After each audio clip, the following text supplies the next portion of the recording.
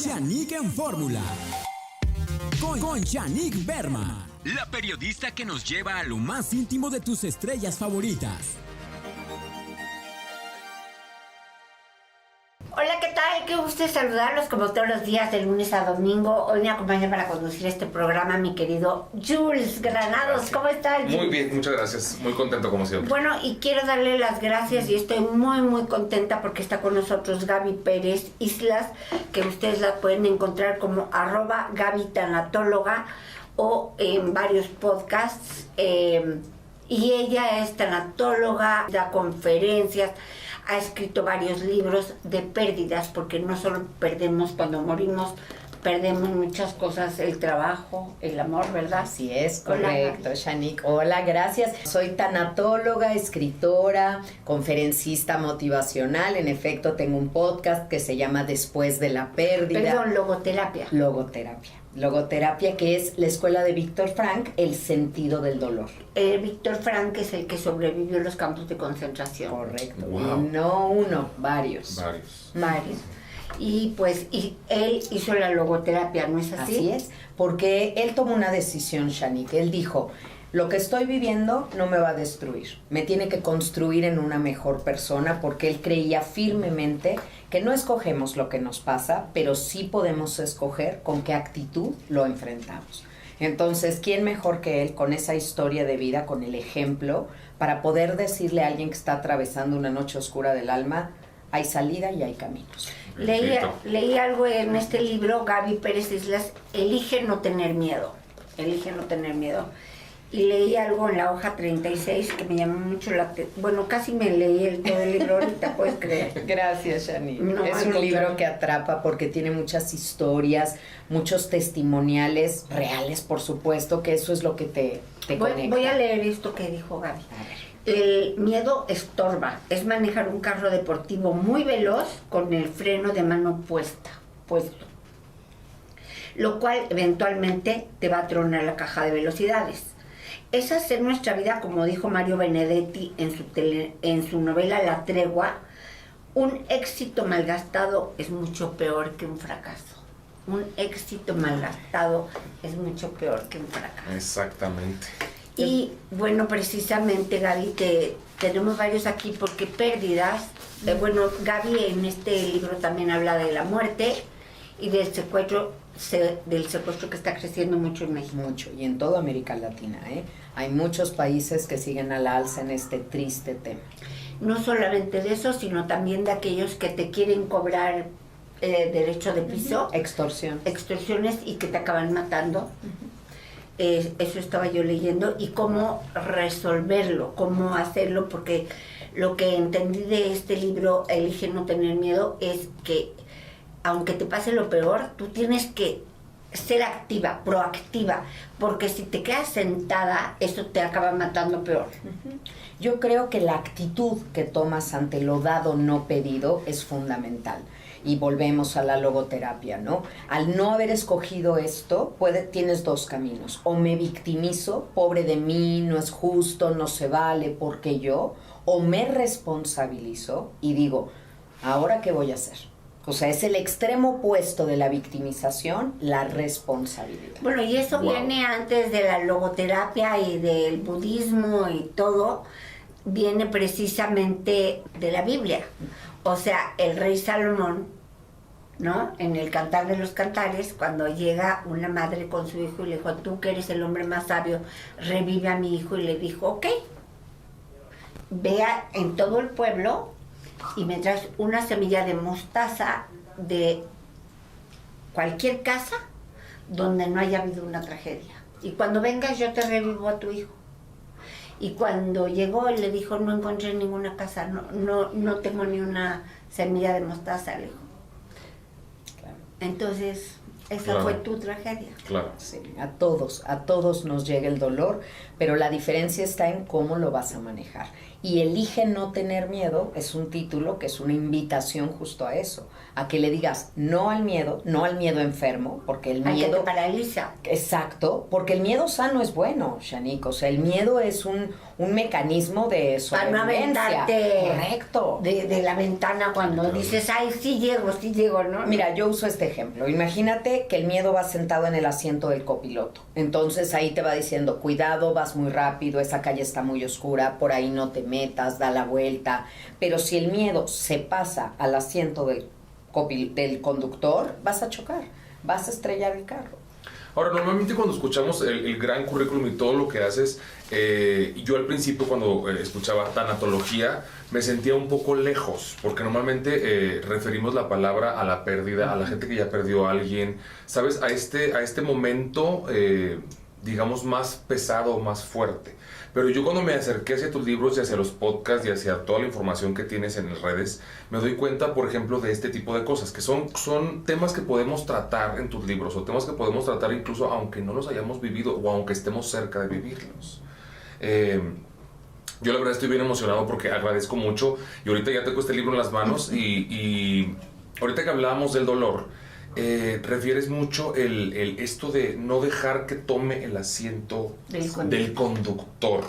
Porque normalmente eso es lo que hace la gente cuando la victimización, y ahorita dijiste, lo contrario de la victimización es la... responsabilidad. Ya, a ver, explícanos un poquito más. Ay, no, bueno, dijiste muchas cosas, Julius, y te lo agradezco porque, en efecto, la tanatología no solo se aplica para cuando hay un cadáver, cuando hay un panteón o un enfermo terminal. Hay muchos tipos de pérdidas. Perder duele. Y cuando has perdido, te metes en un proceso llamado duelo. Si perdiste tu trabajo, si perdiste una amistad, por supuesto, un amor, si perdiste, te mudaste a vivir a otro país. En fin, hay pérdidas de todo tipo y la tanatología te ayuda. Ahora, tú me decías que explicara por qué esa responsabilidad. La herida, vamos a llamarle así, te la ocasionó otro. Te la ocasionó alguien que se fue, te la ocasionó la vida, pero ahora es tu herida. ¿Qué vas a hacer con ella? Hay quien se queda con su herida esperando que quien se la ocasionó venga y lo cure. Claro. ¿No? Estoy herido, por favor, o se queda lamiéndose las heridas. Ahora es tu herida. ¿Qué vas a hacer con eso? ¿Y cómo la vas a...? Ahí el punto, claro. ¿Qué hay que hacer? Primero, Shanique, tomar postura. Creo que lo primero ante cualquier duelo es decir, lo que estoy viviendo no me va a destruir, me va a construir en una mejor persona. A ver, nada más te voy a poner un ejemplo. Se murió el hijo de Matilde Obregón. Mi querida Matilde, que le mando infinitos besos. Que le cayó el balcón encima. Estaban haciendo juegos pirotécnicos, en fin, tiene 2 gemelos, uno también está en el hospital, ya salió. Se murió el hijo de Máximo, ¿sabes? Se murió el hijo de Maribel Guardia. De Maribel Guardia. Y de la presentadora Yolanda Martínez. De la presentadora Yolanda Martínez, que dice que su hija de 23 años nomás amaneció. O sea, se murió, no fue nada dramático, pero ya no se despertó. Se murió otra presentadora importante de 43 años porque le inyectaron lo que le inyectaron a Alejandra Guzmán. Estuvo luchando con eso muchísimo hasta que finalmente falleció. Ok, ¿qué se hace cuando se te muere un hijo? O cuando, se muere un hijo o un ser amado. Un ser muy amado. Lo primero que yo te diría ahí, en como tú lo planteaste, quítale el pronombre personal. Se me murió mi hijo. No, es se murió. Impactó en mi vida, pero tenemos que empezar a trabajar el no generar culpa. Y cuando dices se me murió a mí, pareciera que hay algo que tú hubieras podido hacer para evitar que pasara. Y eso tenemos, como tú te plantees las cosas, el cerebro es obediente. Y aquí siembras culpa ahí. Como madre o como padre siempre sientes que si algo le pasa a tus hijos, tengan la edad que tengan, es tu responsabilidad. Y ahora, no es una así. Pregunta. Cuando a mí se me murió mi hijo, la gente decía, hubo gente quien dijo, es que se le murió porque es muy hocicona y porque habla mal de la gente. Dios mío. ¿Sí hay castigos? No, Shanique, gracias por decirlo y por por compartirlo y te abrazo desde luego porque Lo la dijo Talina ignorancia... Fernández y a las 2 semanas se murió su hija. Qué duro. Que tampoco es castigo a ella por haberlo dicho. No. O sea, la muerte de un ser querido es parte de la vida. ¿Por qué? ¿Cuál es el requisito para morir? Vivir. Estar Correcto. vivo. Yo Estar siempre digo, vivo. para morirse solo se necesita estar vivo y para enfermarse solo se necesita estar sano. No se mueren solo los viejos, Exacto. no se mueren solo los que ya tienen ganas de morir, no se mueren los malos, nos morimos todos. Esa es la verdad. Y hay un destino. Entonces, cuando sucede algo así, y por ejemplo ahorita pensando en el caso de Matilde, que la aprecio y que puso enseguida, esta es una familia de fe. Y yo dije, wow. ¿Sabes? Wow, porque la fe es un barandal que te ayuda a enfrentar cualquier cosa. La fe en lo que tú quieras creer, pero algo superior. Entender que no es un caos lo que nosotros vemos, que esto sucedió porque había un destino, porque la vida te salvó de algo peor. Creo que esa es la postura para enfrentar algo. Para empezar a salir adelante. Sí. Con esto nos vamos a un corte. Recuerden, Gaby Pérez Islas elige no tener miedo, pero tiene muchos otros libros y va a salir uno nuevo que se llama La muerte del amor. Muy prontito, ya viene. Ese es muy duro. Nosotros ya volvemos. Shanique en Fórmula. Bueno, pues seguimos aquí con Gaby Tanatóloga, así la pueden encontrar en su Instagram, @Gaby Tanatóloga, y ella es Gaby Pérez Islas, una escritora, es experta en ayudar a la gente a volver a vivir después de perder. Qué bonito lo dijiste, gracias. Antes de cerrar el bloque estábamos hablando del tema de Matilde Obregón, que ha sido un tema muy sentido, muy reciente. Pero a mí me queda una curiosidad, tal vez es como un poquito más allá. Normalmente cuando tenemos una pérdida o cuando existe una pérdida de un ser querido, existe y vaya que te he escuchado en otros podcasts, que ya no está esa persona, ya no está, digamos, el empaque, ya no está la presencia. Pero ¿cómo se maneja el caso, en este caso tan especial que son gemelos? Porque va a seguir la presencia, al menos física, o cómo podría, o puede ser un poco más difícil, ¿me explico? Porque la presencia del hijo, finalmente queda el hijo, bendito, que sigue un poco grave, pero la imagen de la persona que se fue sigue presente en otra persona. Yo creo que una mamá, un papá que tiene gemelos sabe perfectamente distinguir las diferencias. Todos tenemos similitudes. Hay un ADN, hay una genética, que a lo mejor murió tu esposo y tus hijos se parecen a tu esposo. Los hermanos se parecen entre sí, aquí mucho más. Pero una madre sabe desde el alma quién es quién en las pequeñas diferencias. Y créeme, lo de menos es extrañar, que es muy duro, pero extrañas lo físico, pero extrañas la conexión, extrañas poder hacer algo por la otra persona. Yo quiero decir para ese y todos los casos que mencionó Shanique, e incluyendo a Shanique, que ser madre o padre es un cargo vitalicio, no mientras vive tu hijo, mientras vives tú. Tú sigues siendo madre y tú sigues siendo padre y eso te da fuerza para seguir viviendo. Y si los demás no entienden por qué continúas la vida, es porque no han pasado por un dolor tan grande y no saben que el amor, el verdadero amor, te habilita para la vida. Nunca te va a inhabilitar. Perder a un hijo no tendría que frenarnos. Tendría que hacernos dar esta gasolina para decir, voy a seguir siendo la madre de la cual mi hijo estaba orgulloso. Wow.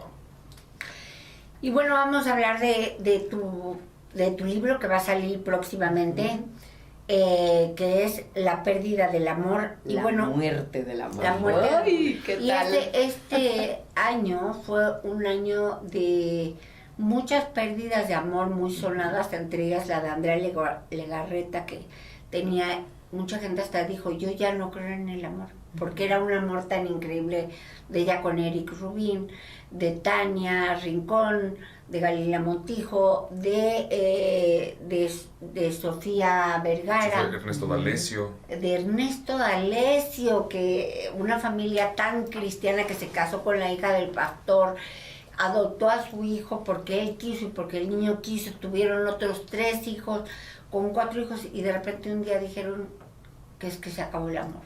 ¿Cómo se puede acabar el amor? El amor se acaba. Fíjate que hemos escuchado siempre que el amor todo lo puede, el amor todo lo perdona. Sí, el amor divino, pero el amor humano no. Y ya es hora que nos demos cuenta. Ay, Gaby, no, es que sale uno aquí. O sea, Ay, Dios estás santo. diciendo que la canción de José José, de que porque lo que fueron cintas blancas se vuelven cadenas. El amor acaba. Sí, pues Pero, sí. a ver, cántame esa canción. ¿Por qué se vuelven cadenas? Lo que fueron cintas El blancas. amor acaba. Porque llega a ser rutina, la caricia más divina. El amor acaba. Hasta ahí una. Correcto, qué bonita voz. Muchas gracias. Qué lindo. Es cantante. El cantador del radio. Wow, me encanta. Sí, es correcto. Y mira que con muchas otras canciones de José José no estoy de acuerdo porque son muy lindas para escucharlas, pero no para vivirlas. Exacto. Pero el amor se acaba, el amor hay que cuidarlo, Shanique. Todos tenemos que ser curadores de las relaciones que tenemos. Porque... Pero entonces también acaba el amor de amigas Sí. y el amor de hijos a padres. No. Y el amor a tu trabajo, a lo que te gustaba hacer. Sí. O sea, Ay, el ese que dijiste que no, ¿por qué no? A ver, el No. amor de hijos a padres. mira, porque un hijo puede estar muy herido, muy lastimado por lo que le haya hecho un padre, pero lo sigue queriendo, por eso le duele. Las cosas que te duelen son porque provienen de alguien que quieres. Si yo voy caminando por la calle y alguien me grita gorda, pues híjole, sentiré feo, no voy a decir que no, pero rápidamente se me va a olvidar. Pero si tu jefe... Bueno, me dice gorda, renuncio.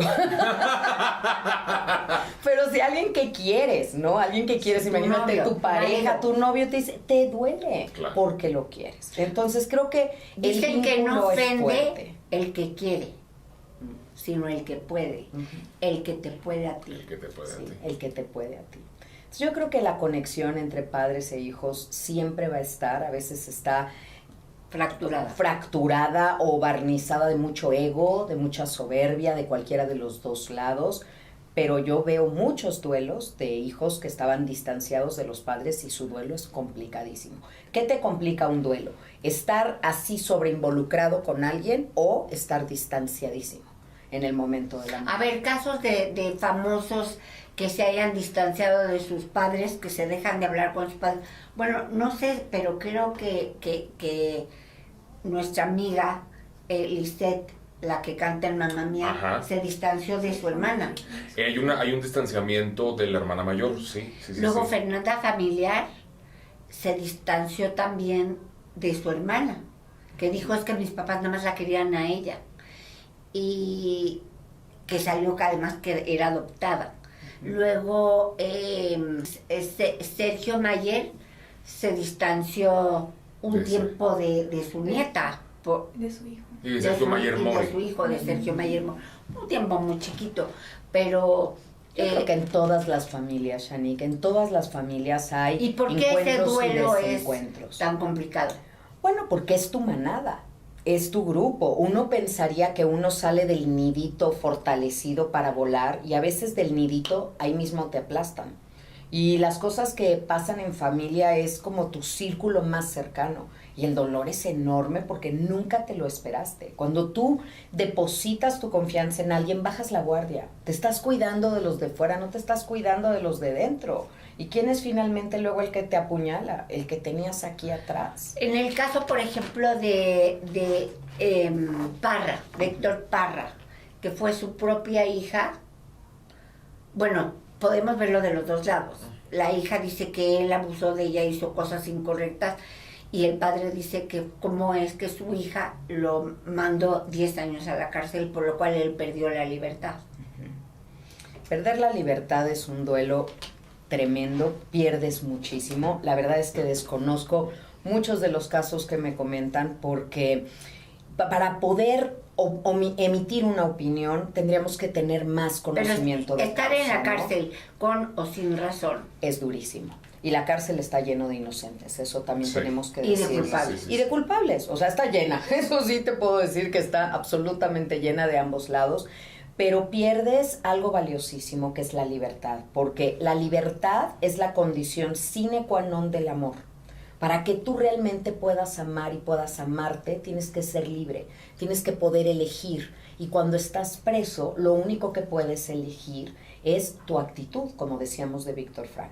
Esa debería de ser una lectura obligada a toda persona que pierde su libertad, porque es su muy personal campo de concentración. Y decidir que esta experiencia, en lugar de destruirlo, lo va a construir en una mejor persona. Ojalá los centros de verdad fueran de rehabilitación y reformación. Creo que en ocasiones es todo lo contrario de lo que sucede dentro. Sí. Pero pues tenemos que tener mucho temple, muchos valores, mucha actitud y encontrarte con una vida espiritual para aguantar estar contigo, que es lo que muchos huyen afuera, y en la cárcel tienes muchas horas de estar contigo.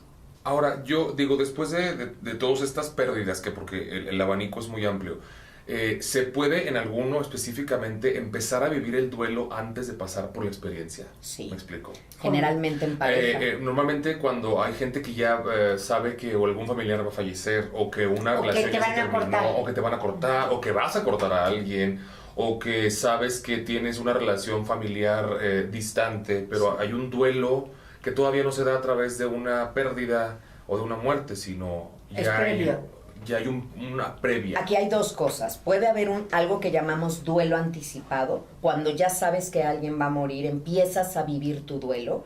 Es un duelo y luego vives el duelo ya por la pérdida, por la ausencia física. Y cuando sabes que te van a cortar, empiezas a vivir el duelo en la relación porque se está acabando, porque ya viste el relojito voltear y está cayendo la arena. Generalmente en las separaciones o divorcios el duelo se vive más en la pareja cuando estabas consciente de que las cosas no estaban bien. Pero si te cayó de sorpresa, si un día llegan y te dicen ya no te quiero, ya me voy, el duelo lo vas a empezar a vivir de ese momento. ¿Y si llegas y lo encuentras en la cama con otro? Yo creo que el amor te lo asesinan, porque el amor nunca muere de causas naturales, Shani. Ay, qué bonita frase. El No amor es mía, nunca muere es de de- causas naturales. Es de Así Anaís vamos a poner al Nin. programa. Es de una sexóloga que se llama Anaís Nin, que dijo, el amor nunca muere de causas naturales. Entonces, ¿muere de qué? Muere de desatenciones, muere de mentiras, muere de infidelidades. A veces el amor se va muriendo poco a poco y a veces el amor te lo asesina. Imagínate que llegas y lo encuentras, ¡pum! Quien pensabas que era, no es. Y con esto nos vamos a un corte. El amor no muere de causas naturales. Shanique en Fórmula. Es que me quedé yo muy picado con la última frase de el amor no muere de causas naturales. Te lo asesinan. Te lo asesinan. Y digo, volviendo a las relaciones y a todas las pérdidas, decías que sí se puede empezar a vivir un duelo. Sí, pero eso no es vacuna para que luego no te duela cuando ya suceda. O sea, digamos que, perdón por la irreverencia, pero el dos veces. Así digamos. Soy muy reverente, perdón. Yo no lo diría así, pero te lo valido. Te lo Fíjate qué valido. interesante. Eso no es vacuna. No es Contra el vacuna. dolor. Es que Contra- no la Para hay. que cuando suceda, ya no te duele. O sea, es un duelo de preparación Es y un un duelo duelo. que viene después de la pérdida. Y otro duelo viene ya cuando ocurre. Mira, se los comparto. Cuando murió mi mamá, las personas llegaban y me decían, bueno, Gaby, lo bueno es que tú eres experta. Y no, es decir, yo soy experta en duelo, soy experta en dolor, no soy experta en que se muera mi mamá y es la primera vez que se muere. Entonces, no les contestaba yo así, pero sí llegué a pensarlo, Claro. porque esta indiferencia de la gente, esta ignorancia de creer, bueno, como es dentista, nunca se le va a picar un diente. No sucede así, y todos absolutamente estamos expuestos a perder. Porque, otra frase que te va a gustar, y que tampoco es mía porque es de Rosa Montero, pero Rosa Montero dice, a esta vida venimos a perder, porque en la pérdida está el aprendizaje. A esta vida Venimos a perder, perdón, yo no lo inventé, o sea, así Porque es la la pérdida vida. está en el aprendizaje. Y el crecimiento, y si esta vida es una escuela, ¿qué aprendemos con la ganancia, Shani? Nada. Alguien que Claro. gana y tiene aplauso y le dan una medalla. Se nos sube la... Ujú. Ahora sí que se nos sube la espuma al tinaco, el agua al tinaco. Ahora, después de la pérdida hay varias etapas, siempre Sí. se ha escuchado. ¿Cuántas etapas son? Porque siempre ahorita estamos manejando el duelo, es lo inmediato después de una pérdida. Porque Claro. te quiero decir, en el judaísmo, que yo nunca he entendido cómo le hacen los católicos cuando se les muere alguien. Porque me dicen, el show tiene que seguir, y entonces hoy se murió en la mañana mi papá, como me dijo un día Angélica, ¿vale? Y hoy voy a ir a estrenar, o Marina de Tavira iba a estrenar la obra de mi cuñada Sabina Berman, de algo de Freud, y ese día asesinaron a su papá en la UNAM, y dijo, no importa, ella dijo que no va a haber estreno, dijo, no, sí va a haber, porque el show debe continuar. En el judaísmo, no importa que seas el presidente de la república o el primer ministro, tienes que tomar 7 días, y 7 días ni te ves en el espejo, tapan todos los espejos, tapan todas las fotos para que no te estés siguiendo apuñalando y para que tú no veas qué mal te ves también. La gente que te quiere traer comida, desayuno, comida y cena, no te dejan solo ni un minuto. Y dicen que esos 7 días es la diferencia entre quererte quitar la vida y no quererte quitar. Ya después empieza un segundo duelo que es de los 7 días a los 3 meses, ya más tranquilo. Pero ya a los 7 días te puedes ir a trabajar, pero apapachado. Tengo un infinito respeto por los rituales del judaísmo con respecto al duelo. Creo que son infinitamente sanos, milenarios, o sea, con una sabiduría de comunidad increíble que necesitamos. Y también tengo mucho respeto por los artistas, los cantantes que tienen esta responsabilidad y este respeto por el público. También mis respetos. No hay una manera correcta de vivir el duelo. Lo importante es vivirlo. Vivirlo como tú lo sientas a tus tiempos, pero no hay duelos de microondas ni duelos express. Tenemos que pasar a través del dolor. No hay. O sea, hay gente que quiere ya, ¿sabes qué, Gaby? El viernes se murió mi mamá, yo el lunes ya estaba bien. No es cierto. No es cierto, no nos engañemos. Vuelvo a las etapas.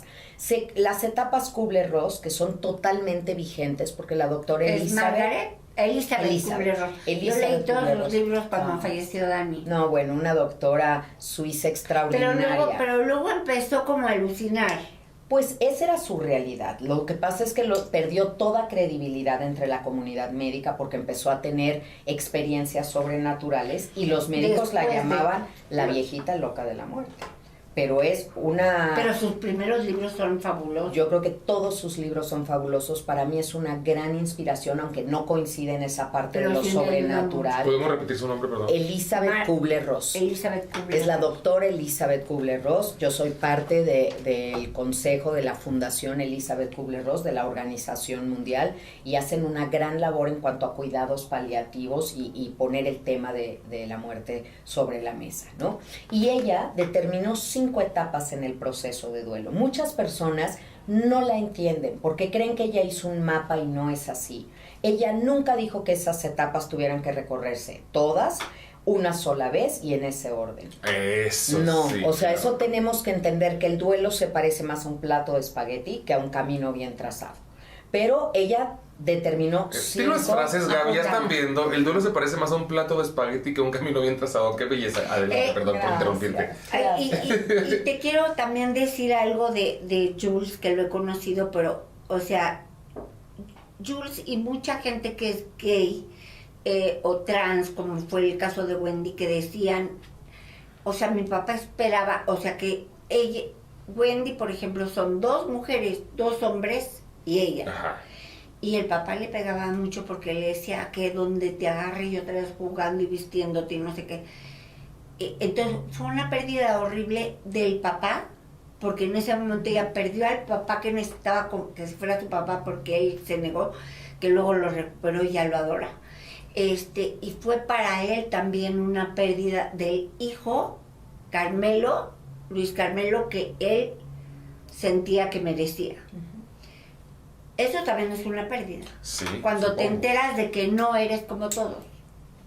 Supongo. Y digo, está pasando mucho en las comunidades trans, y gracias por tocar el tema, también hay un duelo, y perdón que interrumpimos lo de las etapas de la doctora Kubler-Ross, pero está el duelo de esto, del cambio también, de la esperanza, de los padres que obviamente tienen un hijo varón y de repente no, pues no es varón, es una chica trans, o es un chico trans al revés, o incluso cuando en mi época y en mi generación, los que salimos del closet, también había un duelo, y yo recuerdo perfectamente el duelo de mi madre. El de mi padre no lo viví porque fue por teléfono y fue pues, hasta lo que tú quieras. ¿Te colgó? No, o sea, fue una llamada, o sea, la experiencia fue por una llamada, mi confesión, lo tomó perfectamente, él tuvo su duelo, nunca supe qué pasó, pero lo viví muy bien. Mi mamá sí tuvo un duelo, y yo siempre me acuerdo que le digo, para mí fuiste otra 3 meses.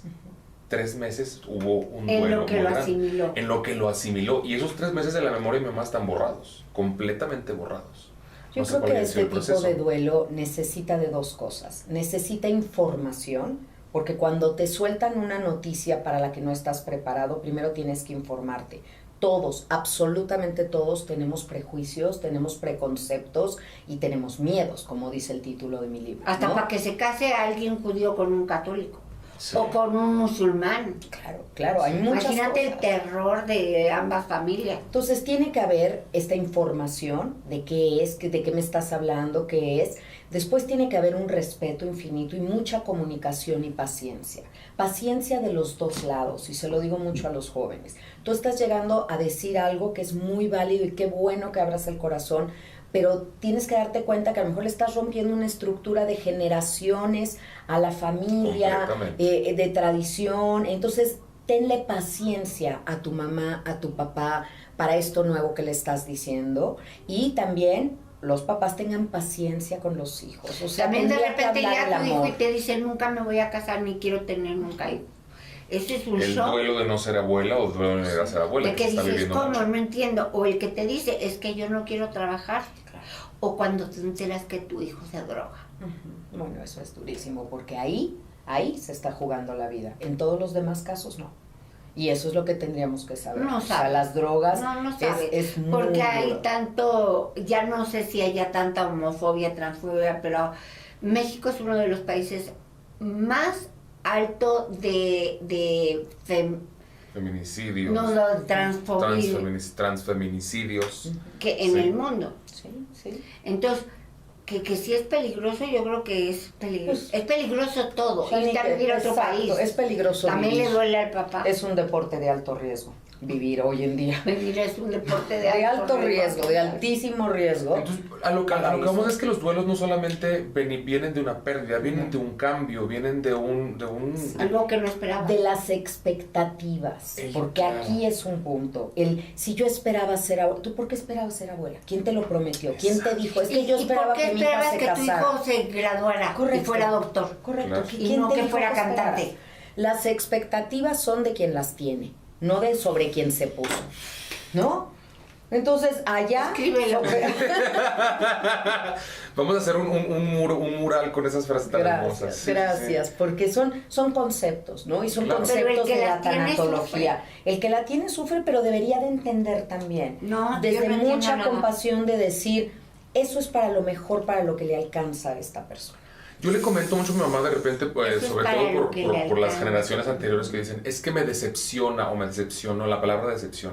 Y siempre le digo, el tamaño de la decepción es el tamaño de las expectativas que Totalmente. tú pusiste sobre las cosas, personas o situaciones. Y moverte en expectativas es condenarte al desencanto. Siempre, siempre, siempre. Hay que movernos en realidades y el amor tiene que hablar y el amor tiene que salir a flote. No quieres a un hijo por lo que va a ser ese hijo. ¿Qué esperamos de un hijo todo mundo? Ah, no, que sea buen estudiante, que sea buena persona, que sea buen ser humano. que sea buen ser humano, que no robe, que no mienta, que no se drogue, que no tome, que se case con la mujer que nosotros queremos, que se case. Ya que te la fuiste a mujer- muchas expectativas, ¿eh? Ya empezaste a agregar que muchas gane mucho demasiadas. dinero, que me mantenga, que nunca se enoje conmigo. Y con Ya. esto nos vamos a un corte, ya volvemos, seguimos con Gaby Pérez.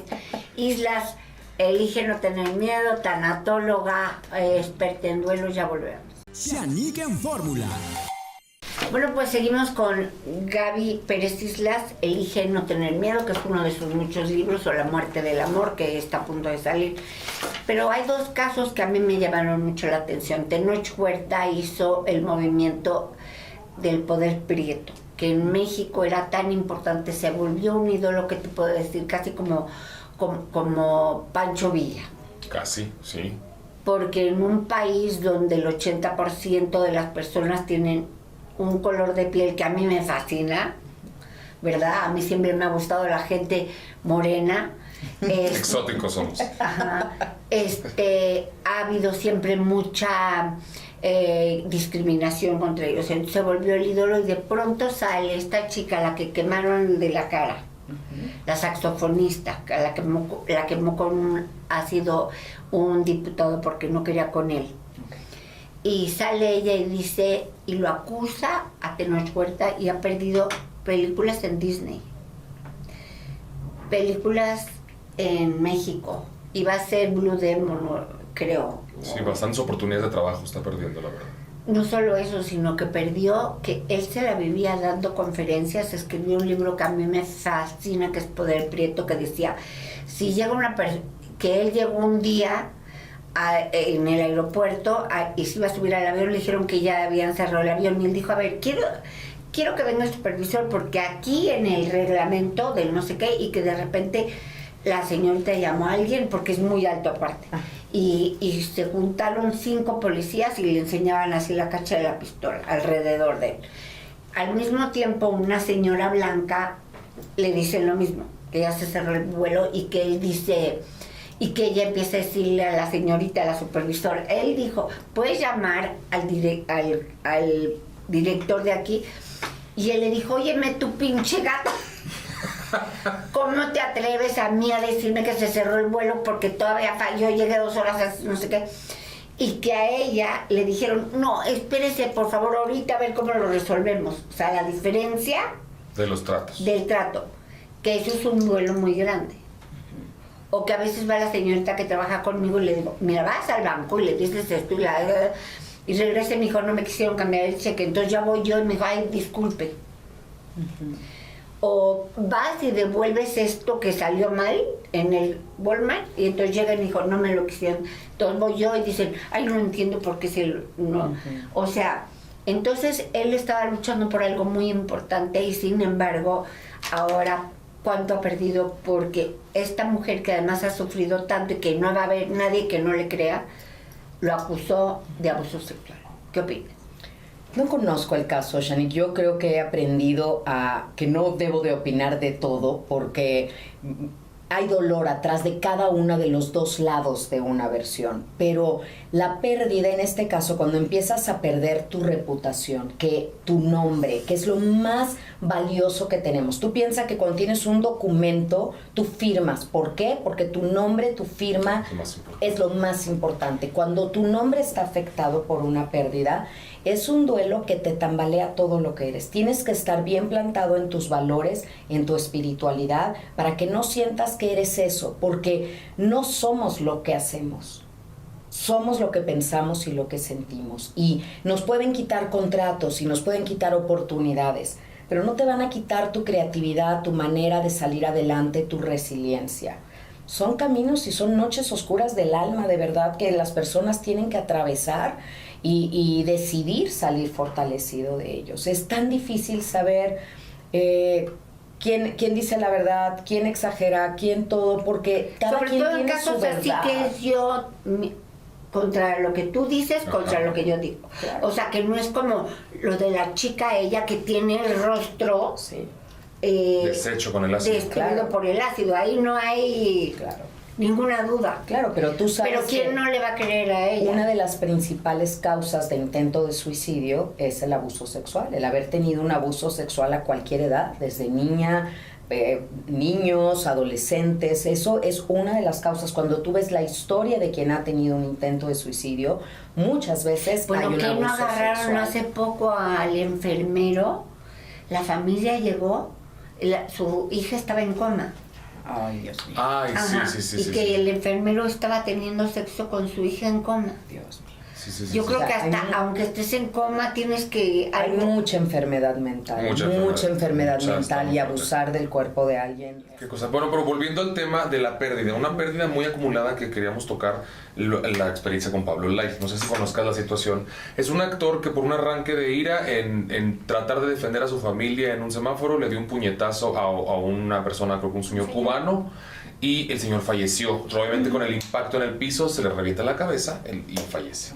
En Estados Unidos ya perdió la libertad, ya lo condenaron a 8 años, bueno, a 5 años adentro y 8 años con libertad condicional. Pero aparte perdió la carrera, el nombre que estaba haciendo, porque le estaba yendo muy bien, un hombre muy joven. 33 años. 33 años. Ahorita ya no tiene ver a sus hijos diario. La esposa también parece que tiene un tema de separación. O sea, que luego parece que volvió, pero Pero pues, ¿cuántos años los esperaron? Es una pérdida acumulada. Perdió el trabajo, la libertad, la relación de pareja, a los hijos, la reputación. O sea, es una pérdida acumulada. Sí. Se llaman pérdidas en racimo, porque vienen todas juntas y entonces tienes una, no te has recuperado cuando es la otra, y bueno, imagínate, el racimo pesa tanto que se cae de la vid, ¿no? Porque ya es mucho el peso.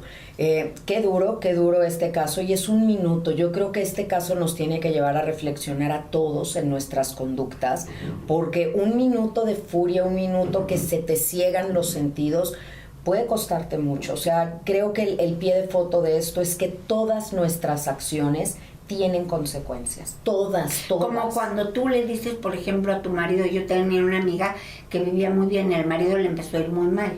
Entonces de pronto le dijo, vamos a vender la casa de Valle de Bravo, vamos a vender 2 coches y nos vamos a quedar con uno para toda la familia. Y ella, en su furia de esa pérdida que en ese momento parecía tan grande, le dijo, ¿sabes qué? Que quiero el divorcio. Ya se lo había dicho 1000 veces. Porque él habían sido varias pérdidas económicas y él sacó el acta de divorcio, que ya la tenía porque ya lo había amenazado varias veces, y le dijo, pues fírmame el divorcio, y ella agarró un plumón rojo y se lo firmó, y luego acabó viviendo en un cuartito en una colonia X, y sus 4 hijos se quedaron con el papá, porque al menos el papá seguía teniendo casa. En la Herradura ella se tuvo que ir a una colonia que... Claro. Ajá, y entonces perdió a sus hijos, perdió a su marido y perdió una situación que aunque no era la misma, que era mucho peor económicamente, a tener una mucho peor. Es una pérdida en racimo, igual. Por un minuto de una estupidez. Sí, hay que tener mucho cuidado con la furia, y déjame conectar esto con las etapas de duelo que íbamos a mencionar, a cerrar, porque la furia es la segunda etapa. Primero es la negación.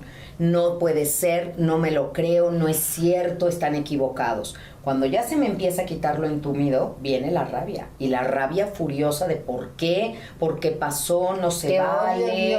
Todo, exacto, enojo con quien se deje. La tercera es la negociación, es cuando generalmente van a consejería, leen libros, están como transando con la vida de ok, voy a abrirme a la posibilidad, tú me das, yo te doy. Después le sigue una depresión reactiva, no es una depresión química, reaccionas con depresión porque perdiste al objeto de tu afecto. Y con terror.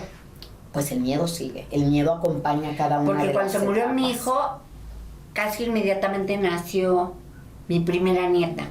Y entonces era yo llegaba yo a la guardería, la recogía, la desnudaba, la revisaba por arriba, por abajo. Sí, no puedes ir ahí, no puedes ahí, no le hables a nadie, bueno, o sea, era un terror. Es que queda un estrés postraumático muy duro. Y finalmente llegas a una aceptación, que no quiere decir que le des like a la vida ni te gustó lo que pasó, sino que recoges los pedacitos de tu vida y sigues adelante. Ahora, recientemente David Kessler, que fue el discípulo de Elizabeth Kubler-Ross, acaba de establecer una sexta etapa en el duelo que tiene mucho que ver con Viktor Frankl, porque es encontrarle un sentido a lo ocurrido, darle un significado al dolor para construirte a partir de él.